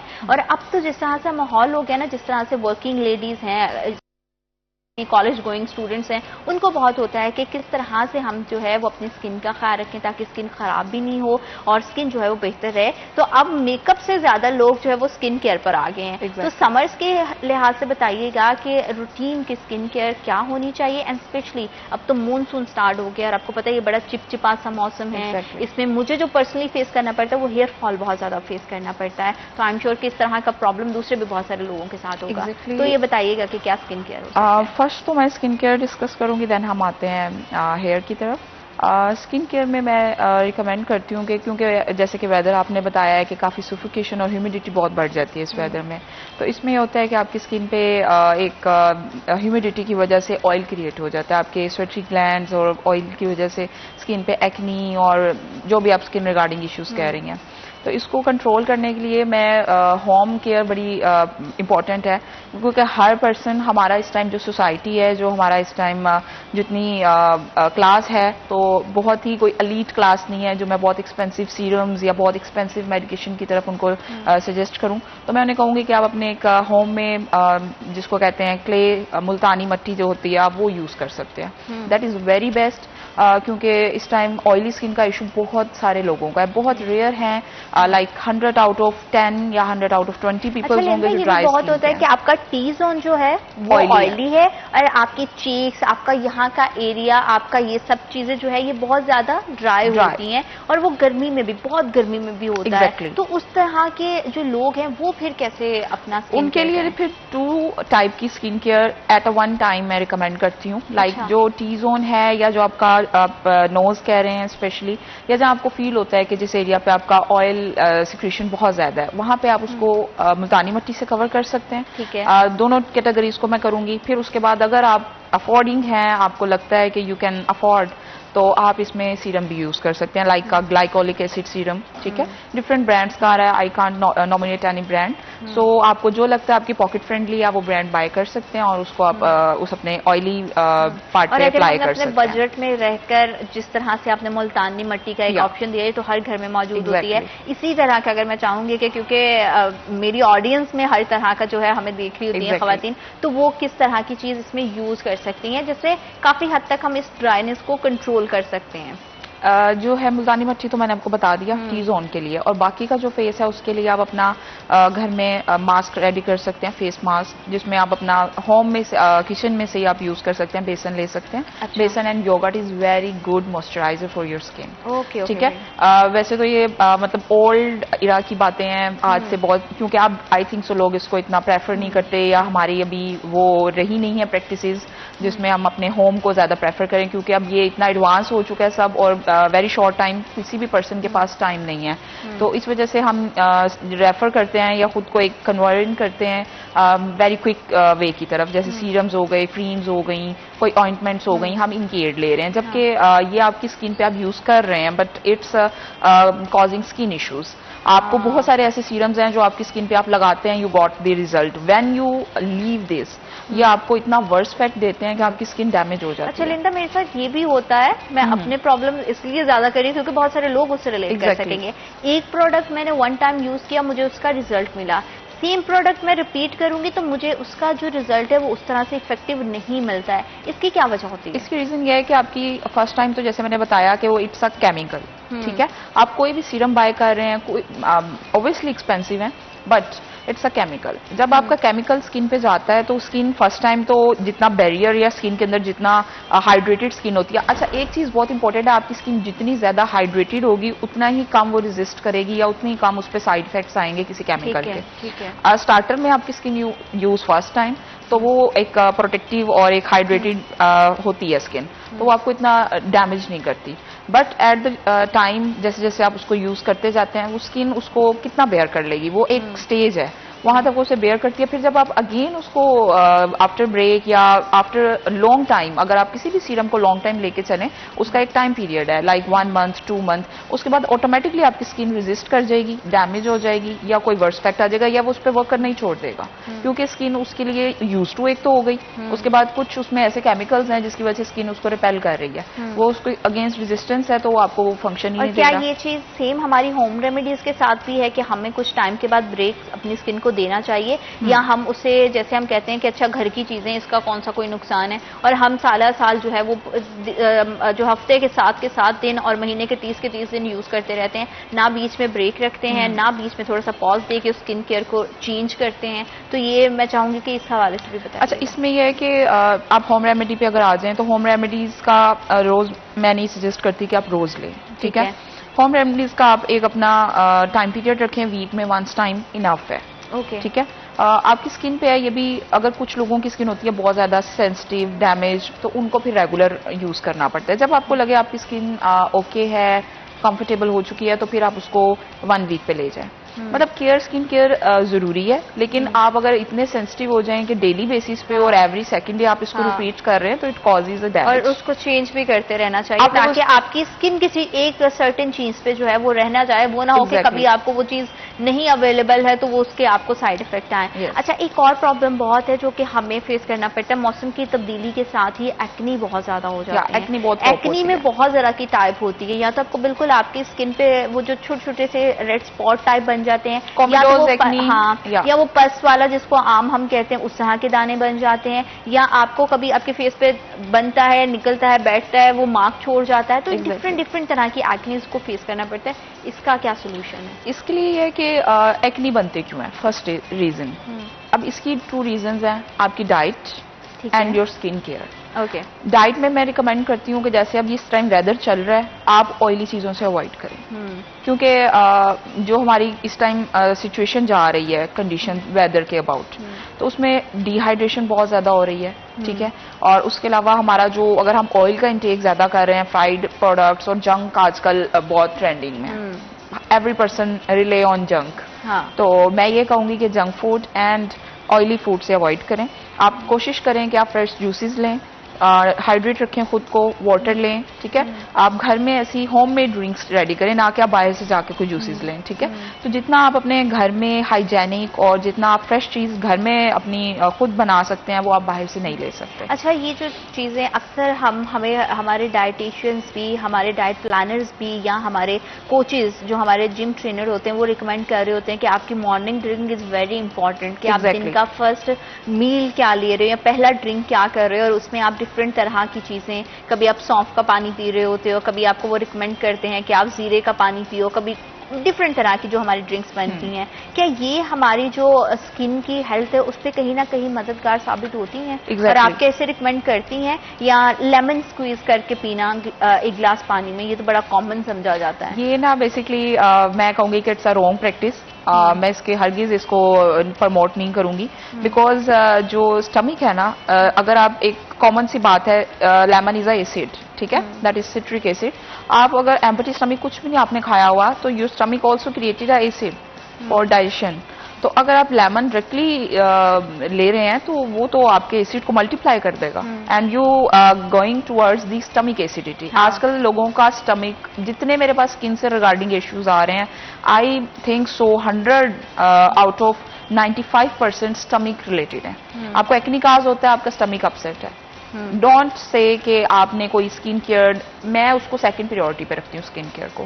फर्स्ट है आपकी diet and your internal health. अगर आपका स्टमक खराब है, आप अपनी ऑयली फूड, जंक फूड, अपनी फूड की डाइटरी इंटेक्स पे आप नहीं केयर कर रहे, तो आप कैसे, आप स्किन केयर जितनी मर्जी कॉस्टली कर ले, मेरी तरफ से आप उसको 10 पे ले जाएं, 20,000 पे ले जाएं, इट डजंट वर्क, बिकॉज आपका जब इंटरनल सिस्टम ही नहीं होके आप सुपरफिशियली उसको अप्लाई करते जाएं, बट वो दोबारा रिपीट होगा, जैसे आप बता रही हैं कि बनता है, जाता है, आता है। तो इट्स इंटरनल कॉजेज। तो बहुत सारे लोगों को इस चीज का आइडिया नहीं है, वो समझते हैं कि शायद हमारी स्किन पर डस्ट की वजह से। नो डाउट डस्ट है, but it's on second priority. First care है आप अपनी इंटरनल हेल्थ की करें। और लेमन वाटर की आपने बात की, तो मैं लेमन वाटर को हरगिज नहीं प्रेफर करूंगी। मैं ये कहूंगी कि आप नॉर्मल लुक वार्म वाटर लें, लुक वार्म वाटर लें, that is very good, and it's a Chinese myth. और वैसे भी कोई चीज किसी को सूट कर रही होती है, जो चीज आपको सूट करती है वो जरूरी नहीं मुझे करेगी। और सादा पानी, वो तो अल्लाह ताला की जात ने इस तरह का बनाया कि वो इस तरह का एलिमेंट है कि it's self a blessing for us, कि हम उसको इस्तेमाल करें और ये उसको हमारी प्रैक्टिस करें। और उसके अलावा एक्नी के साथ साथ हम देखते हैं कि हमारी स्किन पे डिफरेंट तरह के पैचेस बन जाते हैं, कलर पिगमेंटेशन हो जाती है, पिगमेंटेशन हो जाती है। आजकल जैसा वेदर रहा है और इतनी एक्सट्रीम हीट रही है, तो सन टैनिंग जो है ये बहुत बड़ा प्रॉब्लम रहा है, उसको कैसे ट्रीट कर सकते हैं। और छोटी उम्र से ही आजकल बच्चियों में जो है वो ये है कि छाइयाँ बन जाना, इसमें डाइट का कितना वो जो है वो पोर्शन होना चाहिए और किस तरह के लाइफस्टाइल को और अपने लाइफस्टाइल को उनको किस तरह से रूटीन करना चाहिए, ये भी बताइए। अच्छा, इस पे जो है ना छाइयाँ बेसिकली दो काजेज हैं इसकी। एक तो वही बात है डाइट की, सेकंड जो बहुत कॉमन कॉजेज इस टाइम जिसमें मैं कह रही हूँ, इसको हाईलाइट कर रही हूँ, मैंने एक प्रीवियस भी अपने शो में एक अपने पेज पे डिस्कस किया था इसको, आज मैं उसको अगेन रिपीट कर रही हूँ। फार्मूला क्रीम्स इतनी ट्रेंडिंग में है, इधर ऑब्सेशन है, व्हाइट कलर को इतना प्रेफर करते हैं कि मतलब हर बंदा, इवन लड़का है या लड़की है, नो जेंडर डिफरेंस, तो हर कोई इसको प्रेफर करता है। तो व्हाइटनिंग क्रीम्स में अब आप क्योंकि इधर सारी लो क्लास या मीडियम क्लास में हमारी सोसाइटी ज्यादा है, एलीट में बहुत कम है, वो क्या करते हैं, वो लो बजट में जाते हैं। लो बजट में जब आप कोई क्रीम देखते हैं तो वेरी स्किन डेंजरस और मर्करी फिल्ड, तो वो जब आप क्रीम अप्लाई करते हैं, बहुत सारे ब्रांड्स हैं, मैं उसको हाईलाइट तो नहीं कर सकती, बट आई कॉल के वो चीप क्रीम्स हैं, ठीक है। वो बाय करके वो जब वो अप्लाई कर लेते हैं तो go instant results, they got whitening, but after few months, after few days they get reverse results, और वो रिवर्स के साथ साथ स्किन तो आपकी दोबारा से वैसी हो रही है और मजीद बल्कि डबल खराब हो रही है। उसके बाद क्या होता है, वो इतनी हार्श होती है, उसमें मर्करी होती है, जब आपकी स्किन के साथ रब होती है, जिस एरिया पे वो ज्यादा रब होती है वहां पे वो फ्रैकल डाल देती है। ओके, आप समझ लें कि आपकी वहां से स्किन ही उसने खत्म कर दी। तो बार बार जब आप लगाते हैं तो बार बार मर्करी स्किन के साथ हो रहा है, तो मर्करी क्या कर रहा है, स्किन को सारा डैमेज कर रहा है। अच्छा, फिर कुछ लोग ऐसे होते हैं वो करते ही रहते हैं यूज, वो नहीं मतलब इस चीज को छोड़ते, क्योंकि वो एक एडिक्शन है। मैं कहती हूँ नॉट ड्रग, मेडिसिन और creams is also addiction, it's a type of addiction. अच्छा, क्या होता है कि जब वो वर्स हो गया, स्किन सारी डैमेज हो गई, उसके बाद फिर वो यूज टू हो जाते हैं, फिर वो लाइफ टाइम नहीं छोड़ सकते। अच्छा, वो दोबारा जब इतना यूज कर लेते हैं तो स्किन आपकी रेड वेन्स नजर आने लग जाती हैं स्किन में से, that is spider veins, skin thinning, ये इशू आ जाते हैं। फिर वो हमारे पास इस कंडीशन में आते हैं at the end form. Cream से हम किस तरह से बच सकते हैं और इसका अल्टरनेट सोल्यूशन क्या हो सकता है, इस पे हम बात करेंगे, लेकिन राइट आफ्टर दिस ब्रेक।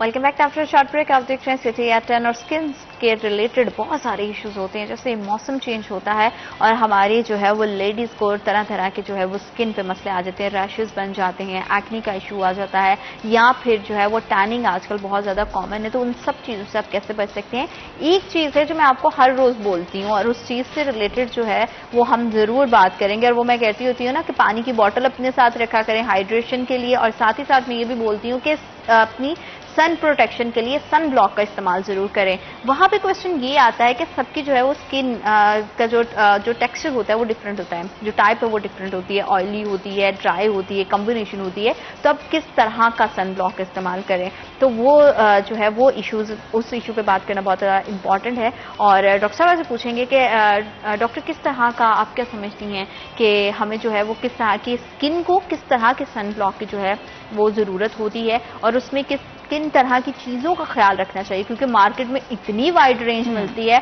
और आजकल तो लोग ये भी अवॉइड करते हैं कि वाइट कास्ट जो सन ब्लॉक है ना उससे थोड़ा सा अवॉइड करें, क्योंकि वो बिल्कुल एक वाइट सी चिट्टा सा किसी को नहीं चाहिए, वो फिर वो बहुत बुरा लगता है और मेल तो बिल्कुल भी नहीं यूज कर सकते। तो आप क्या रिकमेंड करेंगे लड़कियों के लिए, लड़कों के लिए, खवातीन, मर्द, सबके लिए? अच्छा, जो है सनस्क्रीन इसमें 3 कैटेगरीज आती हैं।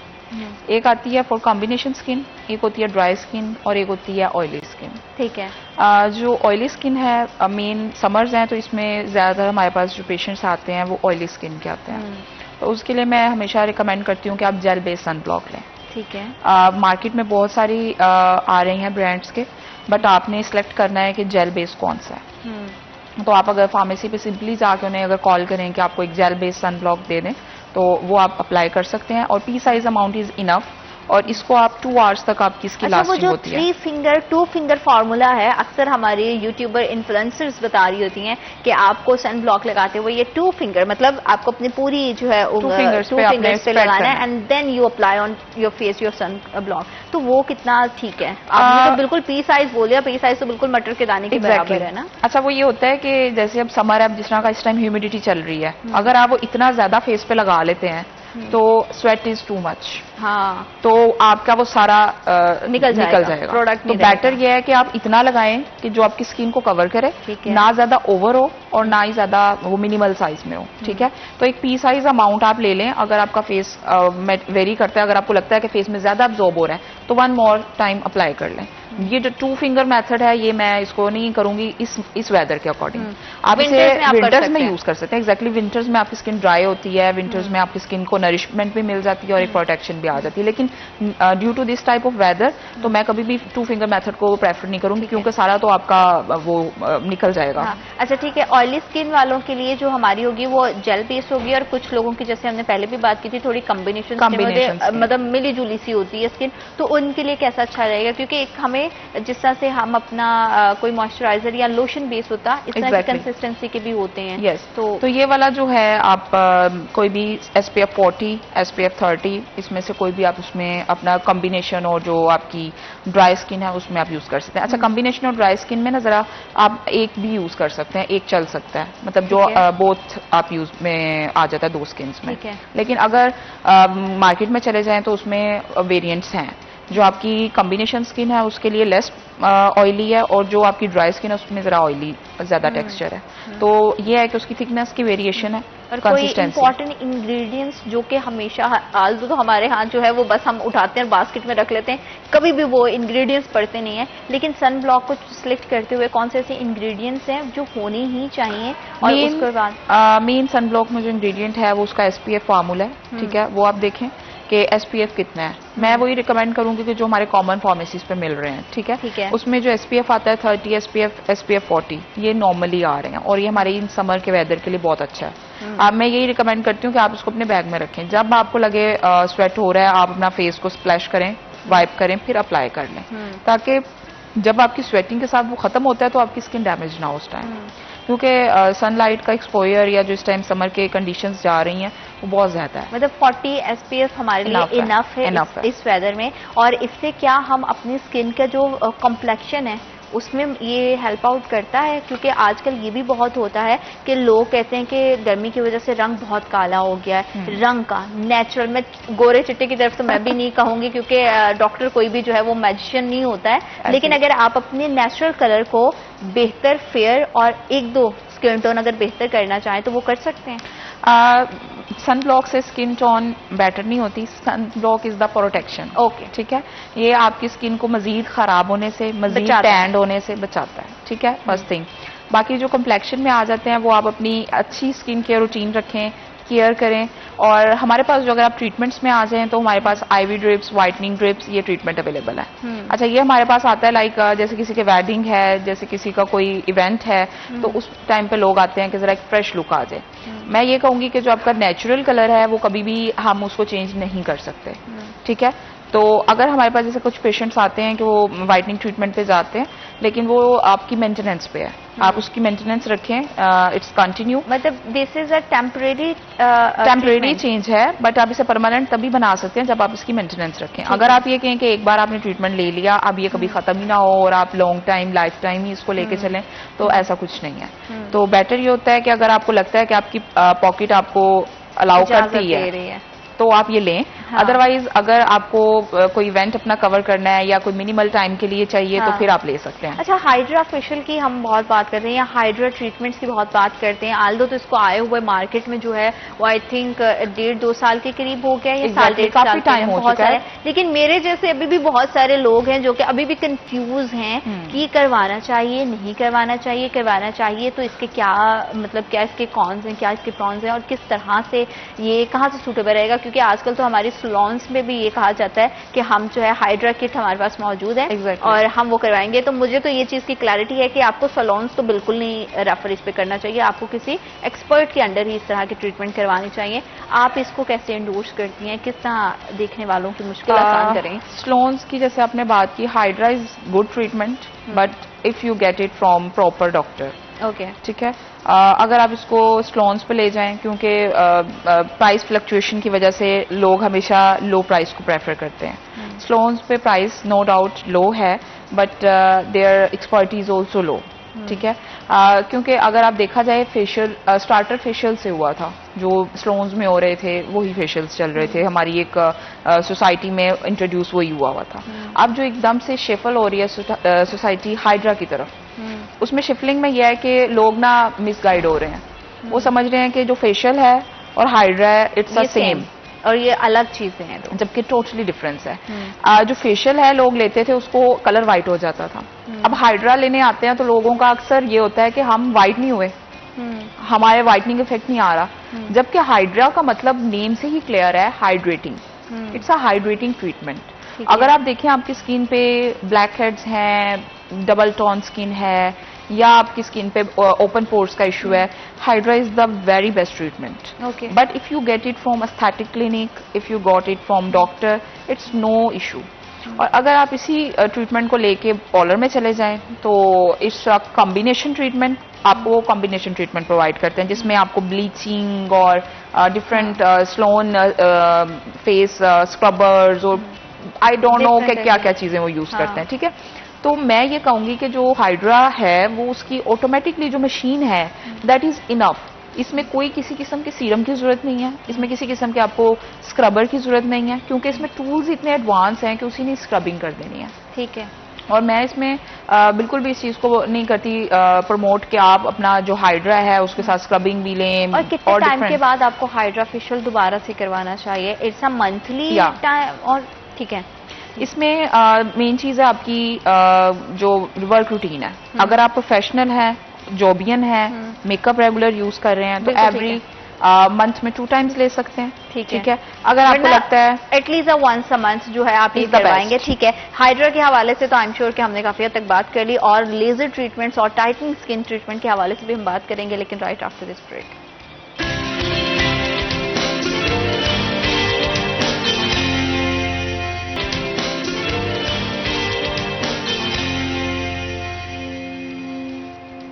Welcome back after short break. आप देख रहे हैं सिटी एट 10, और स्किन और फेस के हवाले से तो हमेशा से जो है बहुत सारे कंसर्न्स होते हैं।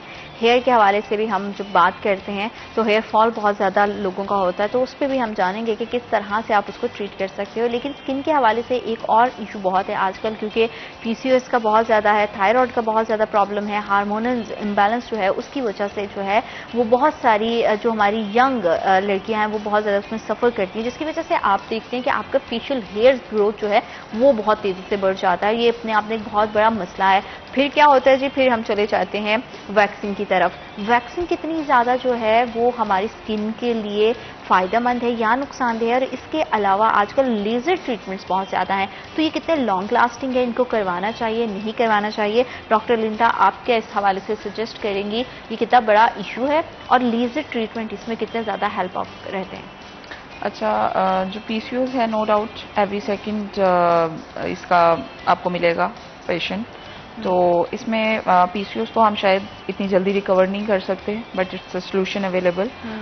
Excessive facial hair growth like males, जैसे बेयर आपके चिन हेयर्स हैं, काफ़ी एक्सेसिव ग्रोथ हो जाती है आपके, समटाइम बॉडी पे भी हो जाती है, तो इसके लिए laser hair removal is the best option. अगर ये हम सजेस्ट कर रहे हैं जैसे पेशेंट्स को, अगर वो लेते हैं इसको, इसके सेशंस हैं बेसिकली 4 सेशन 6 सेशंस मिनिमल, तो अगर आप इसको प्रोसीड कर लेते हैं तो you get rid of this issue about maximum 1 year. And this is the permanent solution? क्या ये मुस्तकिल इलाज है? कितना लॉन्ग लास्ट रहता है, या दोबारा से इसमें जो है हेयर रीग्रोथ होने के चांसेस होते हैं? हेयर रीग्रोथ नहीं होते, लाइक जितने आपके बिफोर थे वैसे ही रहेंगे, लेकिन अगर आप इसको मेंटेनेंस है, वही बात आपको मैंने बताई कि जितना आप ट्रीटमेंट्स को मेंटेन रखेंगे आपको उतना ही कम इस पे एक्सपेंड करना पड़ेगा। लाइक आपने 6 सेशंस लेनी है रेगुलर, 1 मंथ के गैप से होता है ये, और उसके बाद फिर आप इसका फॉलोअप ले लेते हैं 3 मंथ 6 मंथ या 8 मंथ के बाद, तो फिर ये मेंटेन रहता है, फिर आपको सभी सेशंस नहीं लेने पड़ते, ठीक है, बजट फ्रेंडली हो जाता है।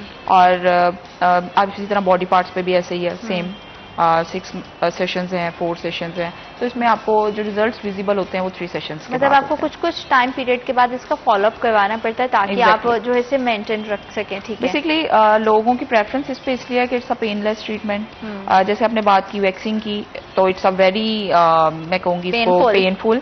और सबसे बड़ी चीज़ है कि इसमें आपकी स्किन का जो लॉस हो रहा है वो हो रहा है, आपकी स्किन सैगी हो रही है, हाँ। एजिंग आ रही है। अच्छा, स्किन लॉस की आपने बात की, क्या लेजर ट्रीटमेंट इस हवाले से बिल्कुल जो है वो सेफ ऑप्शन है? क्या हमारी स्किन को इससे कोई प्रॉब्लम तो नहीं होगा? उसके बाद जिस तरह से हम स्किन केयर अपनी करते हैं या किसी भी तरह का कोई प्रोडक्ट अपने स्किन पे यूज करना चाहते हैं वो कर सकते हैं बिना किसी जो है वो डाउट के? मतलब ये ना हो कि आपने लेजर ट्रीटमेंट करवाया एंड देन फिर आप उसके बाद कुछ भी अप्लाई करो तो आपकी स्किन उस पर रिएक्शन कर रही है। नहीं, इसमें ऐसा कुछ भी नहीं है। इसका जो डाउन टाइम है जो मैं इसमें आफ्टर केयर रिकमेंड करती हूँ 1 से 2 डेज होती है। 1 से 2 डेज कोई भी आप ट्रीटमेंट लेते हैं, आपकी स्किन को 2 डेज रिलैक्स चाहिए। अक्सर पेशेंट्स आते हैं, ट्रीटमेंट लेते हैं और very next day makeup, very next day कोई इवेंट है, इवेंट से 1 डे पहले आ जाते हैं। तो बिकॉज लेजर है, लेजर से पहले आपके हेयर रिमूव हुए हैं, पोर्स ओपन है, स्किन को थोड़ा सा टाइम चाहिए होता है सेटल होने के लिए। इसको 2 डेज रिक्वायर होते हैं मिनिमम, ठीक है? तो मैं ये रिकमेंड करती हूँ कि अगर आपका कोई इवेंट है तो आप 1 वीक पहले लेंगे, ठीक है, ताकि आपकी स्किन रिलैक्स हो जाए। वेरी फर्दर नेक्स्ट डे आप नहीं इसको अपने मेकओवर में कवर करें, क्योंकि जब आपकी स्किन ओपन है, क्लियर है, तो मेकअप करके तो आप उसको कर रहे हैं स्टक, उसको आप क्लोज कर रहे हैं ना आप अपनी स्किन को, तो फिर एक्नी हो जाती है। अक्सर लोगों को ये इशू आता है लेजर करवाने के बाद एक्नी पॉप हो रही है। हाँ, फिर वो चला जाता है लेजर ट्रीटमेंट पे। एग्जैक्टली, ट्रीटमेंट करवाया है, साइड इफेक्ट हाँ। हो गया लेजर का। लेजर का साइड इफेक्ट नहीं है, बट अगर आप उसकी केयर नहीं करते तो यू गॉट साइड इफेक्ट। ठीक है, मतलब कि कोई भी ट्रीटमेंट उसके बाद की जो आफ्टर केयर बहुत जरूरी है। लेजर में मैं यही कहती हूँ कि आइसिंग करें ताकि पोर्स आपके जल्दी क्लोज हो। Icing is very best. और उसके बाद फिर आपका क्या वैसे भी आप रूटीन में कर सकते हैं? जैसे आजकल है कुछ लोग मना करते हैं कि नहीं आपके पोर्स श्रिंक हो रहे हैं, फिर एकदम से वो बाद में खुलेंगे तो बहुत प्रॉब्लम करेगा। नहीं, तो ये क्या रूटीन में? इसको मैं कहूंगी कि समर की अपनी रूटीन केयर में रखें आइसिंग को। आइसिंग आप समझ लें कि आपका फ्री ऑफ कॉस्ट घर में ही ट्रीटमेंट है, on a daily basis. On daily basis अगर आप डेली कर सकते हैं तो इट्स अ वेरी गुड। और अगर आपको लगता है कि नहीं टाइम, तो मेरा ख्याल है कि वीक में 2 टाइम्स इसको रिपीट करें, इट्स अ वेरी बेस्ट। अच्छा, और स्किन टाइटनिंग के लिए आजकल बहुत ज्यादा जो है वो करवाए जाते हैं ट्रीटमेंट्स, जिसमें हम देखते हैं कि लोग अपने जॉ लाइन को शेप देने के लिए कर रहे हैं। डबल चिन जो है वो बहुत बड़ा मसला है। मैंने बहुत सारी ऐसी लड़कियां भी देखी, बिल्कुल स्लिम स्मार्ट होती हैं, बट डबल एरिया जो है ये बहुत इतना ज्यादा ये स्टबन फैट होता है कि कुछ भी करने से नहीं जा रहा होता। और हम देखते हैं कि या तो आप अपने पूरा आप चाहते हैं कि आपका फेस कट अच्छे से हो, तो इस तरह की जो स्किन टाइटनिंग ट्रीटमेंट्स होते हैं उसको आप कितना रिकमेंड करती हैं? इसका कितना ट्रेंड है और इसके जो रिजल्ट्स हैं वो कितने लॉन्ग लास्टिंग? अच्छा, जो स्किन में आप बात कर रही हैं, एक हमारी अपीयरेंस होता है आपका फेस, फर्स्ट अपीयरेंस। तो अगर डबल चिन है, चबी फेस है, तो योर अपीयरेंस इज मैं कहूँगी कि वो एक लुक नहीं आपकी बनती। तो अक्सर हमारे पास जो आप बता रही हैं, जैसे बॉडी वाइज तो वो स्लिम है बट फेस पे फैट है, फेस फैट का क्या करें? फेस फैट के लिए हमारे पास फैट डिजॉल्विंग इंजेक्शंस अवेलेबल हैं।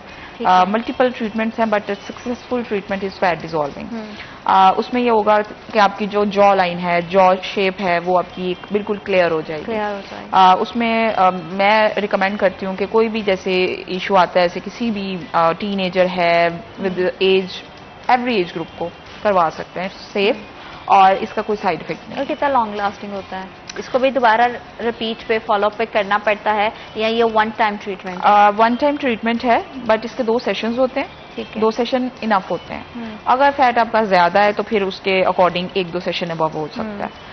और लास्टिंग ऐसे है कि अगर आपकी डाइट बहुत ज्यादा ऑयली फैटी नहीं है तो ये लास्ट करता है। अगेन फिर इसमें जो है वो डाइट का जो है वो रोल आ गया। Obviously, डाइट बिल्कुल आप स्लिम हो रहे हैं, हाँ। ठीक है, आप वेट लूज कर रहे हैं, आप कहें कि आप बस वेट लूज कर लिया, अब तो मैं जो मर्जी खाऊं, बिल्कुल, डजंट वर्क। बिल्कुल। और ये तो हर लिहाज से हमेशा से मैं भी इस बात को इंडोर्स करती हूँ कि हमारे 70 से 80% हमारी डाइट होती है और बाकी हमारा स्किन केयर होता है, इस तरह के ट्रीटमेंट्स होते हैं। हेयर का जो इशू है वो बहुत बड़ा इशू है, इस पर हम बात करेंगे, लेकिन राइट आफ्टर दिस ब्रेक।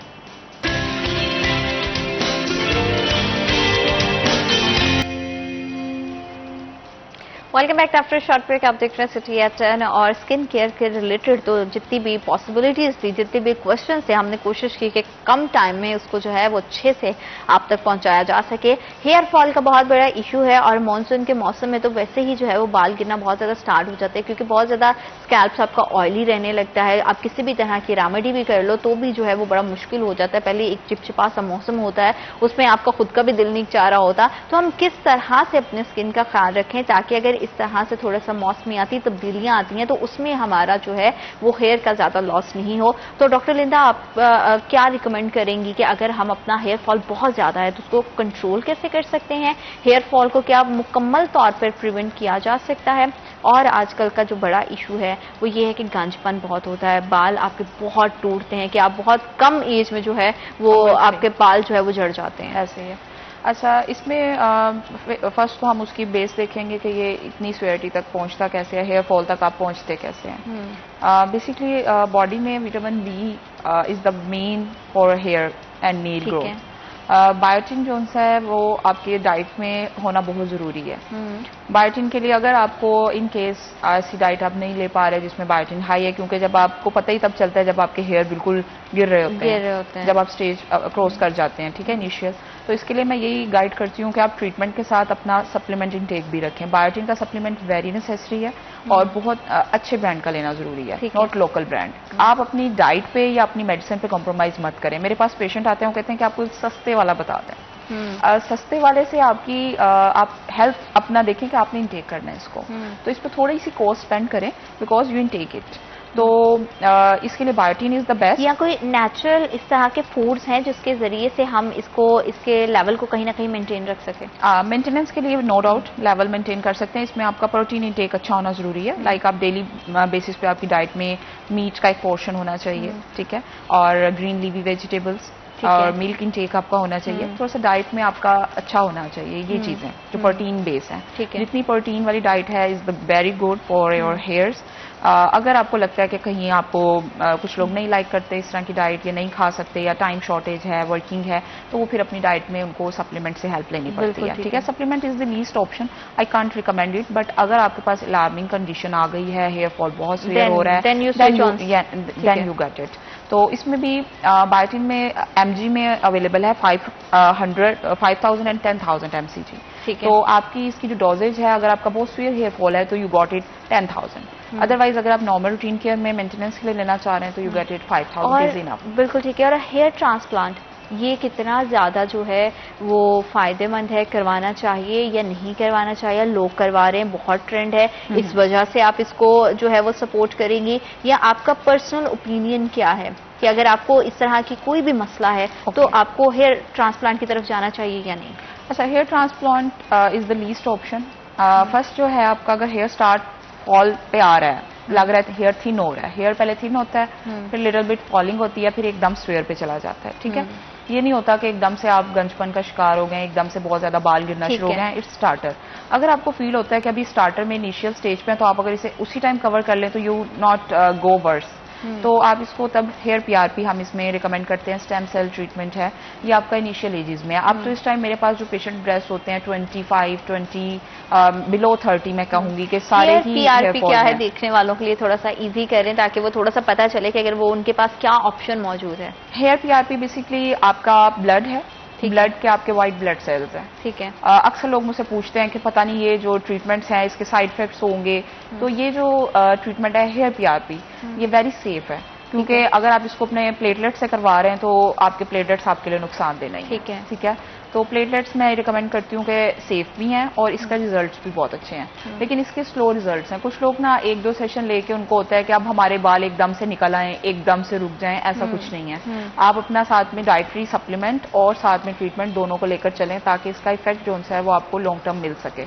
अच्छा, इसका अगर आप बात करें कि कुछ ऐसे पर्सन है निग्लेक्शन की वजह से या टाइम कम होने की वजह से उन्होंने नहीं प्रॉपर टाइम पे इसको केयर की, नहीं लिया, वो क्या होता है कि आपका वो ज्यादा होते होते आप गंजपन की तरफ चले जाते हैं। अच्छा, अब ये भी गंजपन में हम हेयर ट्रांसप्लांट रिकमेंड करते हैं। हेयर ट्रांसप्लांट के लिए भी जो है एक एज है। अगर आप ये वेट करें कि नहीं जी अभी मैं बहुत छोटा हूं और मैं 40-50 से पहले हेयर ट्रांसप्लांट पे नहीं जा सकता, तो इट्स रॉन्ग, क्योंकि आपने जो हेयर्स आपके लगने हैं, जो डोनर एरिया है वो आपके खुद के हेयर्स हैं। जब वो वीक हो जाएंगे, अच्छा कुछ लोग 40 के बाद ले रहे होते हैं हेयर ट्रांसप्लांट और आगे से हमें यही फीडबैक आता है कि रिजल्ट्स नहीं मिले, हेयर ग्रोथ नहीं हुई। किस फिर एज से आप रिकमेंड करेंगे कि अगर आप इस एज ग्रुप में हैं तो आप हेयर ट्रांसप्लांट करवा सकते हैं? मैं ये रिकमेंड करती हूँ कि अगर आपकी 30+ एज है, 35 से 40 में अगर आपको फील हो रहा है कि अब आपका एक पोर्शन बिल्कुल क्लियर हो चुका है हेयर का, क्योंकि कुछ लोगों के पैचेस में आते हैं, कुछ के जस्ट एक पोर्शन होता है, तो आपका अगर आपको फील हो रहा है उस टाइम में, तो आप उसको स्टार्टर में कोशिश करें कि पहले स्टेम सेल से कर लें। अगर आप वो देखें 1-2 मंथ तक नहीं रिजल्ट आ रहा, नहीं फीडबैक आ रहा मिनिमल ट्रीटमेंट से, फिर आप जाएं हेयर ट्रांसप्लांट, क्योंकि इट्स अ लास्ट ऑप्शन। तो हेयर ट्रांसप्लांट में आप इतना टाइम मत लगाएं कि आप कहें कि ठीक है इट्स ओके 40+ या 45 में जाके मैं लूंगा।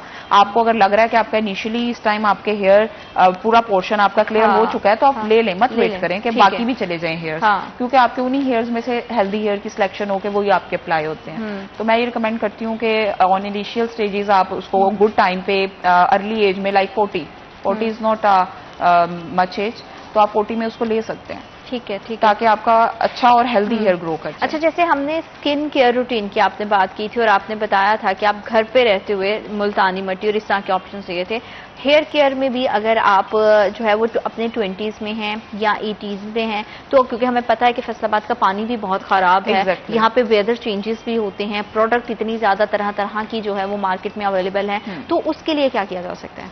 अच्छा, एक तो हमारा no doubt water too much salty, जिसकी वजह से हेयर बहुत ज्यादा रूट्स डेड हो जाती हैं, डैंड्रफ इशू भी बहुत आता है।